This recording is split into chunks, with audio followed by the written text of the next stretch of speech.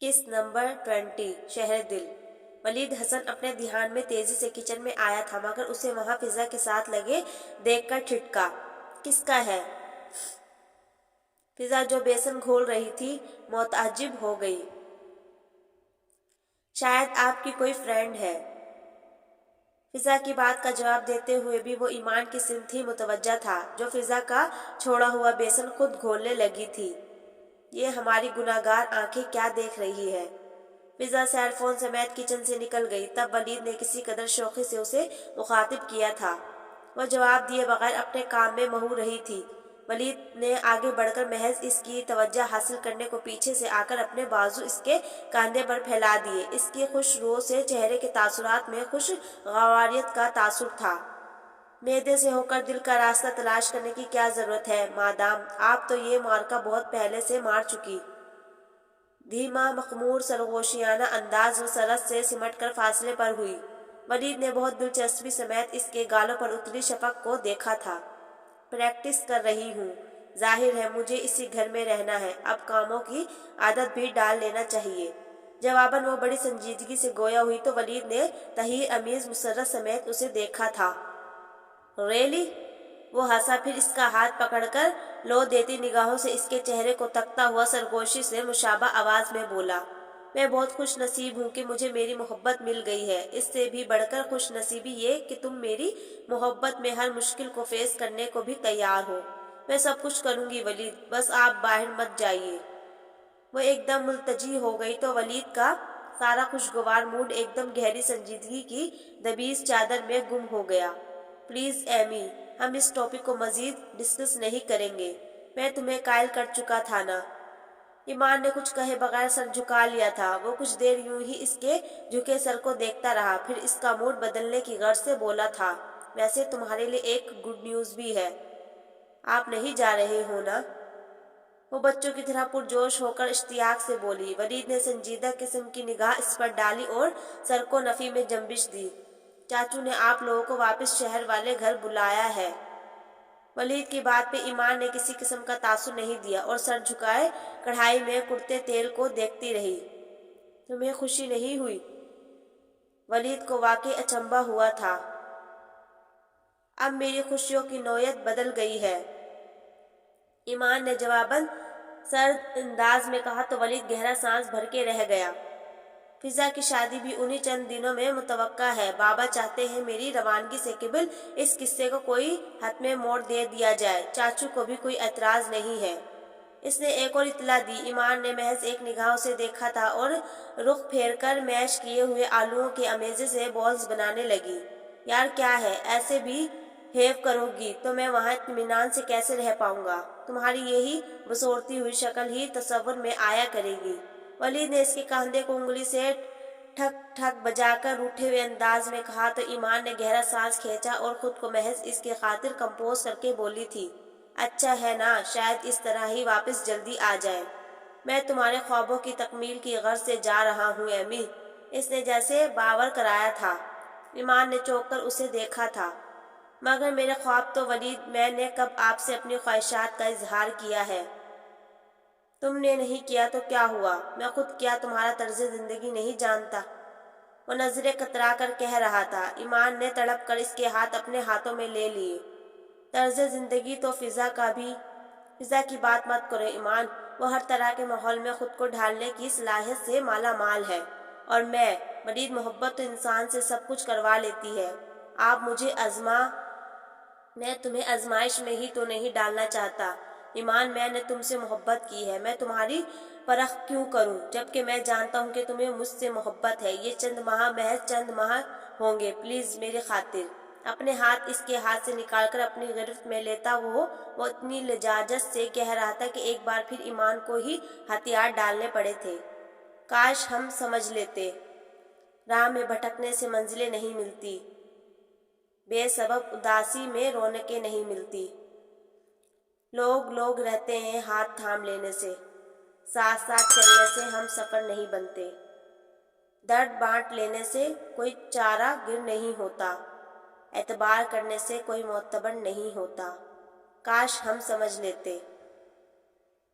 شہر جب اجڑتے ہیں ان کے ویراں کھنڈر میں داستاں تو ملتی ہے، آتما نہیں ملتی۔ جگنوں کو مٹھی میں قید کر بھی ڈالے تو روشنی نہیں ملتی۔ کاش ہم سمجھ لیتے۔ آس آس رہتی ہے، پیاس پیاس رہتی ہے۔ سراب تک پہنچنے سے تشنگی نہیں مٹتی، وفاؤں کو لٹانے سے، جان سے بھی جانے سے زندگی نہیں ملتی۔ وہ ناشتے کے ٹیبل پہ آیا تو معمول سے زیادہ خاموش تھا۔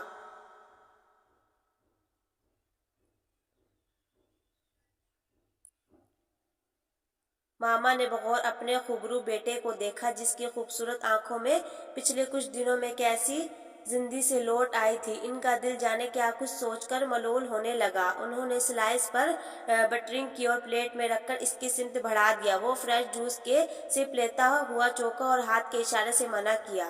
بیٹا ناشتہ تو اچھی طرح کر لیا کرو۔ آفس جا کے ناشتہ کر لیتا ہوں ماما، ڈونٹ وری۔ وہ کوئی دنیا کی آخری لڑکی نہیں تھی میں تمہارے لیے۔ نو ماما، وہی لڑکی دنیا کی آخری لڑکی ہے بھائی کے لیے۔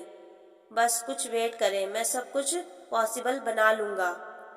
اسی پل ڈائننگ ہال میں داخل ہونے والے موسیٰ نے کرسی گھسیٹ کر بیٹھتے ہوئے اتنے یقین سے کہا تھا کہ دونوں ماں بیٹے نے چونک کر اس کی شکل دیکھی تھی۔ What you mean? ہارون نے کسی قدر پرتپش نگاہ اس کے فریش چہرے پر ڈالی تھی۔ وہ اپنے لیے چائے نکال رہا تھا، اطمینان سے اس کام سے فارغ ہوا تھا، پھر مگ ہونٹوں سے لگا کر ایک سپ لیا تھا۔ آپ موسیٰ کو ابھی تک بچہ سمجھتے ہیں لالا، مگر موسیٰ اب بچہ نہیں رہا۔ اس کا لاپرواہ بے فکر سا لہجہ اطلاعیہ تپش لیے ہوئے تھا۔ آئی نو کہ تم بچے نہیں ہو، مگر تم کیا کرنے والے ہو مجھے بتاؤ۔ ہارون نے ہاتھ میں پکڑا ہوا جوس کا گلاس بھی واپس رکھ دیا تھا۔ ابھی تو نہیں بتانے والا، وہ بے نیازی سے کاندھے جھٹک کر بولا تو ہارون کی پیشانی شکن آلود ہو گئی تھی۔ کل تم میرے روم میں آئے تھے، اس کے بعد میں نے دیکھا میری ڈائری۔ اوہ سوری لالا، وہ میں موسیٰ۔ ہارون نے کرسی دھکیلی اور اٹھ کر دونوں ہاتھ ٹیبل کی سطح پر جما کر ہلکا سا جھکتے ہوئے اس کی آنکھوں میں جھانک کر دیکھا۔ میں اپنی فیورٹ چیزوں کے متعلق بہت ایموشنل ہوں، تم یہ بات جانتے ہو۔ اس کے باوجود میں تمہیں دوبارہ بتا رہا ہوں تو اس کی ضرورت کیوں پیش آئی ہے تم سمجھ سکتے ہو۔ ہارون کا لہجہ معمول سے ہٹ کر تنبیہ انداز لیے بے حد سرد تھا، ورنہ موسیٰ کو یاد نہیں پڑتا تھا اس نے کبھی موسیٰ سے اس طرح بھی بات کی ہو۔ وہ موسیٰ کے لیے مشفق محبت کرنے والی ہستی تھی اور بس۔ جی لالا، آئی ایم سوری، آئندہ آپ کو شکایت نہیں ہوگی، موسیٰ نے آنکھیں چرا کر کہا تو ہارون کچھ کہے بغیر پلٹ کر کمرے سے چلا گیا۔ ماما خاموش بیٹھی تھی۔ تیرے پیلے ہوں گے ہاتھ کڑے، تیری ہو گئی پکی بات کڑے، تیرے من ہی من لڈو پھوٹے اور آنکھوں سے برسات کڑے۔ تاریخ طے ہو گئی تو گھر میں شادی کا ہنگامہ جاگ اٹھا۔ دادا کی خواہش تھی کہ شادی اسی گھر میں ہو، یوں پاپا نے فی الحال شہر واپس جانے کا ارادہ ترک کر دیا۔ شادی کی ساری رسومات یہیں ہونا تھی۔ ایسے میں جہاں سب کے حصے میں مصروفیت آئی تھی، ارشد نے بھی ایک کام ذمہ لیا۔ وہ تھا فضا اور عاقب کو تنگ کرنے، زچ کرنے کا، جسے وہ بہت خوبی سے نبھا رہا تھا۔ ابھی بھی اس نے فضا کو دیکھتے ہی کچن میں ہی کھڑے ہو کر روغ الاپنا شروع کیا تھا۔ فضا نے ایسے گھورا مگر اس پہ خاک اثر ہونا تھا، سو مگن رہا۔ ہے سانولا رنگ، نقش تیکھا، قد کا بڑا، ہنسمکھ سوہنا، سب دیکھ بھال کے ڈھونڈا ہے اب آگے تیری بارات کڑے۔ ایک نند اور دو نٹ کھٹ دیور تینوں اسکول میں پڑھتے ہیں۔ یہاں تھوڑا مذائقہ ہے مگر شاعری میں چلتا ہے۔ وہ ذرا سا رکا اور دانت تقوس کر پھر سے کہنے لگا، تیرے سسر ساس کی نہ تھا کو مانے سارا کڑے، سب اپنا آپ بھلا رکھنا، سائیں سے خوب نبھا رکھنا۔ مردوں کے سر نہ نوی پکے، کڑیوں کی کچی ذات کڑے، ہر وقت نماز قرآن پڑھے، کم کاج سبھی جچ نال کرے، میٹھا بولے کہ اب ماں باپ کی ہے لاج، تمہارے ہاتھ کڑے، کہتے ہیں پیدا ہوتے ہی بیٹی پردیسن ہوتی ہے، ہو ایک دیوار ادھر چاہے یا پار سمندر ساتھ کڑے، مت آنکھیں بھر بھر تک بیٹی تیرا جانا ہے برحق بیٹی، یہ حکم ہے اس کا اور اس کی ذات صفات کڑے۔ فضا کی آنکھیں بھیگتی دیکھ کر وہ اس کے سر پر ہاتھ رکھ کر بزرگانہ انداز میں بولا تو فضا نے جھلا کر اس کا ہاتھ جھٹک دیا۔ بہت بدتمیز ہو، جیسے سچ مچ میرے ابا ہونا۔ فضا کی رنگت دہک گئی، وہ دانت نکالنے لگا، پھر کچن سے منہ نکال کر ایمان کو آوازیں دیتے ہوئے ہانک لگائی، آئے ہم وہ والا گانا گاتے ہیں، ساڈا چڑیا دا چمبا ہے، بابل ایسا اڑ جانا۔ یہ گانا مجھے تو نہیں آتا، ویسے ضروری بھی نہیں ہے۔ ایمان کمرے سے نکل کر چلی آئی تھی۔ ہاتھ میں زیور کا ڈبہ تھا جو لا کر فضا کے آگے رکھ دیا تھا۔ تائی ماں کہہ رہی ہے یہ گلوبند پہن کر دکھا دو۔ کیوں بھائی، کیا ضرورت ہے، ایسے ہی ٹھیک ہے نا۔ فضا گھبرائی اور اشر کو ایک اور موقع مل گیا اسے زج کرنے کا۔ ہاں تو کیا ضرورت ہے، ابھی تو عاقب بھائی بھی گھر پہ نہیں ہے، وہ ہوتے تو کوئی فائدہ بھی ہوتا، کوئی افسانوی ٹچ آتا سچویشن میں۔ خیر آپ کوشش تو کریں، ابھی بھی ایسا حسین واقعہ رونما ہو سکتا ہے۔ ادھر آپ اپنی مرمرے گردن سے اس گلوبند کو لپیٹے، ادھر ٹھک سے عاقب بھائی کمرے میں آ جائے، ایسا ہی ہوتا ہے نا کہانیوں میں ایمی بھابی۔ وہ شرارتاً بولا تھا، آنکھیں شوخی کے احساس سے جگمگ کر رہی تھی۔ فضا بے تحاشا خجل ہو گئی، اسے مارنے کو دوڑی تھی مگر وہ ہاتھ آنے والا کہاں تھا۔ فضا کی مہندی کی تقریب بہت شاندار رہی تھی۔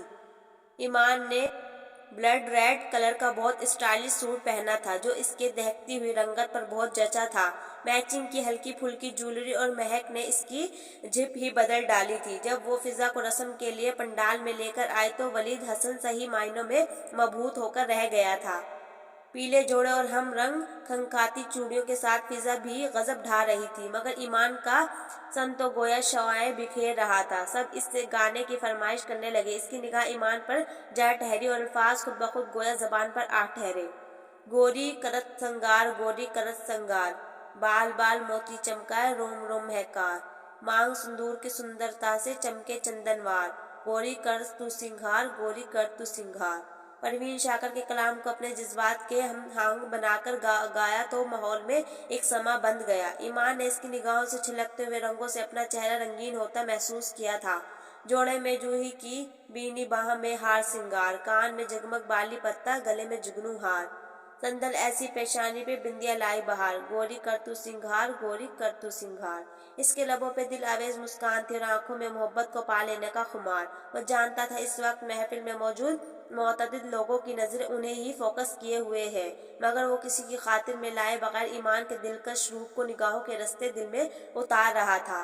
تیز کٹار اس آنکھوں میں کجرے کی دو دھار، گالوں کی سرخی میں جھلکے پردے کا اقرار، ہونٹوں پہ کچھ پھولوں کی لالی، کچھ ساجن کے کار، گوری کر تو سنگھار، گوری کر تو سنگھار۔ ہاتھوں کی ایک ایک چوڑی میں موہن کی جھنکار،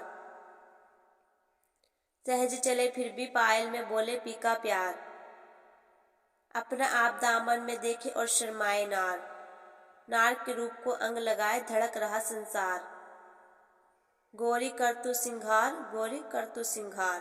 تالیوں کی گونج میں اس نے گیت ختم کیا تو ایمان کے ہونٹوں پر بھی ایک مہکی ہوئی مسکان تھی۔ اشر جو ہینڈی کیم سے ان لمحات کو محفوظ کر رہا تھا، ایمان کو فوکس کرتے ہوئے بولا تھا، ایمان پلیز آپ چل کر بھائی کے ساتھ بیٹھیں۔ کیوں؟ ایمان چونکی تھی۔ اس حکم پہ وہ سب کے بیچ واقعی کترائی تھی۔ بھائی یہ آپ کا گجرا جو باندھا نہیں رہا ہے اسے بھائی گرا لگا دیں گے اور میرے کیمرے کو ایک حسین منظر قید کرنے کا موقع میسر آ جائے گا۔ اس کی بات پر جہاں ایمان کھسیائی وہاں باقی سب کی ہنسی چھوٹ گئی تھی۔ اوہ نو!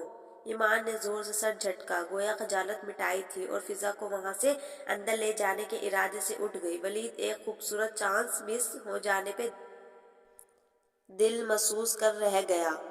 مصروف ہو دن رات، تمہیں وقت کہاں ہے، تم مجھ سے کرو بات، تمہیں وقت کہاں ہے، بے تابی دل کا تمہیں اندازہ نہیں ہے، سمجھو میرے جذبات، تمہیں وقت کہاں ہے، تم پوچھو میری آنکھ سے بہتے ہوئے آنسو، دیکھو یہ برسات، تمہیں وقت کہاں ہے، بھولے سے ہی تم پوچھنے آ جاؤ میرا حال، اے گردش حالت، تمہیں وقت کہاں ہے، وجود میں تڑپتے ہوئے ڈوب رہا ہوں، تھامو تم میرا ہاتھ، تمہیں وقت کہاں ہے۔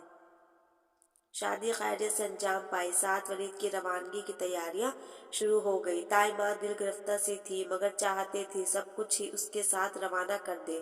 گاجر کا حلوہ، دیسی گھی، پنجیری اور جانے کیا کچھ۔ فضا اور وہ بھی ان کے ساتھ لگی رہتی مگر کام تھا ہی اتنا کہ سمٹتا ہی نہ تھا۔ اس وقت بھی وہ تائی ماں کے کہنے پہ ولید کے سوٹ کیس میں کپڑے رکھنے آئی تھی جب وہ واش روم سے نکل کر اس کے پاس آ رکا۔ شکایتی لہجہ گویا احتجاج کر رہا تھا۔ ایمان نے سر اونچا کر کے اسے دیکھا تو آنکھوں میں آنسو آ گئے۔ یہ شکوہ تو مجھے کرنا چاہیے آپ سے، سارا دن غائب رہتے ہیں، میرے تو بات چھوڑیے، تائی ماں بھی آپ کی صورت دیکھنے کو ترستی ہے۔ اس جوابی شکوہ پہ ولید خفت زدہ سا ہو کر سر کھجانے لگا۔ پچھتا رہا ہوں یار، اگر میں نے مکمل شادی کروائی ہوتی تو رات بھر کو تو سیر ہوتی، پھر میں تمہیں بتاتا کہ اچھا فضول باتیں مت کریں آپ۔ وہ اس کی بات کاٹ کر شرٹ کو تہہ لگاتے ہوئے بولی۔ چہرے پر اس کی شوق نظروں نے سرخی پھیلا دی تھی۔ ایمی اب میرا اپنا دل ڈانوا ڈول ہو رہا ہے، اگر ٹکٹ نہ آ گئے ہوتے تو میں کبھی نہ جاتا۔ وہ جیسے خود سے الجھ رہا تھا۔ ایمان نے گہرا سانس کھینچ کر بیگ بند کیا اور اٹھ کھڑی ہوئی۔ اپنی طرف سے تو میں نے ہر چیز رکھ دی ہے، پھر بھی ایک نظر ڈال دیجیے اگر کوئی کمی ہوئی تو۔ کمی؟ ہاں کمی تو ہے۔ کیا؟ ایمان کی سوالیہ نگاہیں اس کی جانب اٹھی۔ تمہاری کمی وہاں ہر لمحہ محسوس کروں گا۔ اس کی نگاہوں میں اتنی چمک اور بھرپور تاثر تھا کہ ایمان نے گھبرا کر پلکیں جھکا لی اور اس کی سائڈ سے ہو کر جانا چاہا تو ولید نے اس کی کلائی پہ اپنا ہاتھ کی گرفت مضبوط کر لی تھی۔ میرے ہمسفر، تیری نظر میں میری عمر بھر کی یہ دوستی، میرے شعر، میری صداقتیں، میری دھڑکنیں، میری چاہتیں، تجھے جذب کر لوں لہو میں کہ فراق کا نہ رہے خطر، تیری دھڑکنوں میں اتار لوں میں یہ خواب خواب رفاقتیں۔ اس کے ہونٹ بہت آہستگی سے، بہت جذب سے کہہ رہے تھے۔ اس کی آواز کی گھمگیرتا نے ایمان کے احساسات کو غداز کیا تھا۔ اس مرتبہ فاصلہ ایمان نے کم کیا تھا۔ وہ اس کی باہوں کے حصار میں مقید اس کے سینے پہ سر رکھے اس کی دھڑکنوں کو سنتی چپ چاپ آنسو بہاتی رہی تھی۔ اس طرح مت کرو ایمان پلیز۔ ولید نے اس کے آنسوؤں کی نمی کو اپنے سینے پہ جذب ہوتا محسوس کیا تو مضطرب ہونے لگا۔ ایمان نے خود کو کمپوز کیا تھا اور آہستگی سے اس سے الگ ہو کر ہاتھ کی پشت سے آنکھیں رگڑ کر صاف کرنے لگی۔ تھینکس فار دس آنر جناب۔ اس کی نگاہیں شوق تھی۔ ایمان نے چونک کر سر اٹھایا۔ وہ ہنس رہا تھا۔ کمال ہے جناب، میرا جانا معجزہ ہو گیا۔ میری جسارتوں میں آگ بگولا ہونے والی محترمہ آج خود میرے گلے لگ رہی ہے۔ امیزنگ۔ اس کی شوق بھری مسکان پر ایمان ایک دم حیا سے سرخ پڑی تھی۔ گال تپ اٹھے۔ آپ میرا مذاق اڑا رہے ہیں۔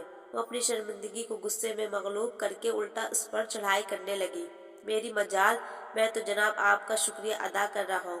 مسکراہٹ ضبط کرتا ہوا وہ ڈنڈے کی اداکاری کرنے لگا۔ ایمان جھلا کر پلٹنے لگی تھی کہ وہ لپک کر اس کے راستے میں آ گیا۔ اس کی استجابی و سوالیہ نگاہوں کے جواب میں سر کھجا کر بولا تھا، ابھی اچھا موقع ہے، اگر مزید رونے دھونے کا پروگرام ہے تو میرا کاندھا حاضر ہے، پھر ایسا چانس ملے نہ ملے۔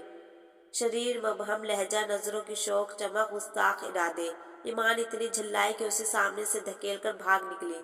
اوفو، بے حس مطلب پرست لڑکی، صرف تمہارا ہی تو جدائی سے آنسو بہانے کو جی نہیں چاہتا، میرا بھی ایسا کوئی ارادہ ہو سکتا ہے۔ اس نے دروازے سے نکلتے ہوئے اس کی شوخی سے بھرپور آواز سنی تھی مگر کان دھرے بغیر دہلیز پار کر آئی۔ قید میں گزرے گی جو عمر بڑے کام کی تھی، پر میں کیا کرتی زنجیر تیرے نام کی تھی، جس کے ماتھے پہ میرے بخت کا تارا چمکا، چاند کے ڈوبنے کی بات اسی شام کی تھی۔ یہ ہوا کیسے اڑا کے لے گئی آنچل میرا، یوں ستانے کی عادت تو میرے ہم شام کی تھی۔ وہ یوں بیٹھی تھی جیسے سب کچھ کھو کر خالی ہاتھ ہو، عجیب سی کیفیت رقم تھی، چہرے پر عجیب خالی پن تھا، آنکھوں میں۔ کوئی دیکھ لیتا تو چونک اٹھتا مگر ست شکر کہ اس پل اس کے آس پاس کوئی نہ تھا۔ ولید چلا گیا تو ماما پپا کے ساتھ وہ بھی واپس آ گئی تھی اپنے گھر، جہاں اسے جاتے اور واپسی وہاں آنے کی خواہش سہی اس نے کتنا واویلا مچایا تھا، مگر جب یہ خواہش پوری ہوئی تو اس کی حیثیت بے معنی ہو کر رہ گئی تھی۔ ماما فضا کو ہی بلوا لینا کچھ دنوں کو، کچھ دل تو لگے۔ اس نے گھبرا کر मामा से कहा और वो हंस पड़ी। अगर फिर भी दिल ना लगा तो स्वीट हार्ट, आपके दिल का इत्मीनान तो वलीद हसन ले गया है अपने साथ, 7 समंदर पार। अरे, वो मामा की बात पर इतना झंपी थी कि फिर इनसे ये फरमाइश ही नहीं की थी। चंद दिन गुजरे और इसका यूनिवर्सिटी में एडमिशन हो गया और वहीं इसकी मुलाकात मूसा से हुई थी। वो नेहा के साथ पहली क्लास लेकर निकली थी जब वो अचानक इसके सामने आया और इसका रास्ता रोककर खड़ा हो गया। कैसी हैं आप? और ईमान, जो पहली निगाह में उसे पहचान नहीं पाई थी, किसी कदर इस्तजाब से उसे तकती रह गई थी। यकीनन आपने पहचाना नहीं होगा, आई एम मूसा कादवानी। आपके घर आए थे ना हम। वो उसे याद दिला रहा था और वो याद करने के बावजूद उलझन व हैरत में मुब्तला थी। जी, मगर इस वक्त इस जगह पे रोकने का मकसद? ईमान के लहजे की सख्ती ने मूसा के चेहरे के तमाम तर नम तासुरात को लहजा भर में गायब कर दिया था। सारे मकसद आपसे ही तो है मैम। वैसे सिस्टर की शादी मुबारक हो। हमें ना बुलाकर आपने खैरियत की इंतहा कर दी। जहाँ मुस्तकबिल में रवाबता और ताल्लुकात कायम होने हों वहाँ ऐसी बेरुखी नहीं बरती जाती। जहाँ कायम होने हों वहाँ ना। यहाँ ऐसी कोई बात नहीं है मिस्टर। पापा आप लोगों को मना कर चुके हैं, फिर इस किस्म की बातों की कोई गुंजाइश नहीं निकलती है। माइंड आउट, आइंदा मेरा रास्ता रोकने की कोशिश मत कीजिएगा। ईमान ने बेरुखी और नखूस से कहकर कदम बढ़ाना चाहते कि वो एक बार फिर रास्ते में आ गया। आपका क्या ख्याल है कि आपने बात खत्म की और बात खत्म हो गई? No never. हारून कादवानी किसी आम से इंसान का नाम नहीं है। वो जिस चीज को देखते हैं वो इनकी हो जाती है। इसकी आंखें एकदम दहक उठी। इसके लहजे में कुछ ऐसा था जो ईमान के साथ खड़ी नेहा को भी ठिठका गया था। ईमान को इसकी बात ने सरता पांव झुलसा के रख दिया। वो एकदम आउट हुई थी। लेकिन ईमान इर्तिजा शाह भी किसी चीज का नाम नहीं है, ये बात आप भी समझ लें और अपने भाई को भी समझा दीजिएगा। मैं आपसे फिर कहूंगी, आइंदा मेरा रास्ता रोकने की कोशिश मत कीजिएगा। वो बोली नहीं, गुर्राई थी। मुकाबिल के लहजे का तकब्बुर और नखूस उसे मुश्तअल करने को काफी साबित हुआ था। उसे गोया सारी जिंदगी का गुस्सा उसी लम्हे में आया था। हम रास्ता ना भी रोके तो आपके तमाम रास्ते हमारी तरफ आते हैं। बहुत प्राउड है आप, मगर आप अभी हमें जानती नहीं है। हम एक बार जो कह दे वो करवाना भी जानते हैं, याद रखिएगा। उंगली उठाकर बावर करता हुआ वो लंबेडिंग भरता पलट कर दूर होता चला गया था, जबकि वो दोनों वहीं खड़ी रह गई थी। ईमान ने होंठ भींचे हुए थे और आंखों में तैश की हद्दतें थी। हवा इसके इतराफ में खुश्क पत्ते उड़ा रही थी जब नेहा ने बहुत तशवीश भरी नजरों से तकते इससे वो सवाल किया था जिससे वो इस पर खुद कतरा रही थी। कौन था ये और ये इस किस्म की धमकियां क्यों दे रहा था? ईमान ने इसकी बात का जवाब नहीं दिया। वो खाइफ नहीं थी मगर डिस्टर्ब हो गई थी। जब भी बाकी की तमाम क्लासेस रिजेक्ट करती घर लौट आई और अगले दिन वो इस बात पर सर झटक चुकी थी, मगर ये सर झटकने वाली बात नहीं थी कि अगले रोज जब वो उसे यकसर फरामोश कर चुकी थी तब वो फिर उसी धड़ल्ले, नखूत और एतमाद के साथ इसके रूबरू था। फिर क्या सोचा आपने? ईमान का माथा उसे देखते ही ठनका था। इस वक्त वो कैंटीन में थी और टेबल पे अकेली थी। इत्तफाक था कि आज नेहा यूनिवर्सिटी नहीं आई थी। ये बात मेरे नज़दीक इतनी अहमियत हरगिज नहीं रखती थी कि मैं इस पर सोचना गवारा करती। उसे देखते ही गोया ईमान का तैश उमड़ आया था। मूसा ने इसकी हकारत ज़्यादा तासुरात को बहुत गहरी निगाह से देखा था। फिर निगाह का जाविया बदलकर इतराफ में नजरें दौड़ाता हुआ बज़ाहिर बेनियाजी से बोला था, इस तरह का रवैया मत रखे कि बाद में आपको पछताना पड़े। मैं तुमसे डरती नहीं हूँ। धमकियां मत दो वरना मैं तुम्हारी शिकायत प्रिंसिपल साहिबा से कर दूंगी। इसके लहजे की संगीन धमकी पे वो गजब से भपड़ कर बोली और एक झटके से कुर्सी छोड़कर अपना बैग उठाना चाहा तो ये देखकर इसकी परेशानी पर नागवारी की सिलवटें उभर आई थी कि मूसा ने अपना भारी भरकम हाथ इसके बैग पर रख कर गोया इसकी इस कोशिश को नाकामी से दो चार कर दिया था। बेहतर होगा मैम कि आप सीधे तरीके से ही मान जाए। मेरा आपका एहतराम का रिश्ता है और मैं कोई गुस्ताखी आपकी शान में करना नहीं चाहता। इसका खटोर लहजा बला का सर्द और शफाक था। ईमान की रीढ़ की हड्डी में पहली बार खौफ की लहर उठी। चंद सानियों को वो हरकत करने के काबिल भी नहीं रही थी। अगले दिन वो दांत से यूनिवर्सिटी नहीं गई। वो कभी इस बात को लेकर इस कदर मुस्तरिब ना हुई। अगर जो वलीद हसन इसकी जिंदगी में अपनी तमाम तर अहमियत के साथ शामिल ना हो गया होता। वो शाम का वक्त था। वो मामा के साथ लॉन्ग रूम में चाय पी रही थी जब मुलाजमा इसके सेल फोन उठाए चली आई थी। छोटी बीबी, आपका फोन बज रहा है। इसने मोबाइल लेकर स्क्रीन पर निगाह की। जलती बुझती स्क्रीन पर वलीद कॉलिंग के अल्फाज दमक रहे थे।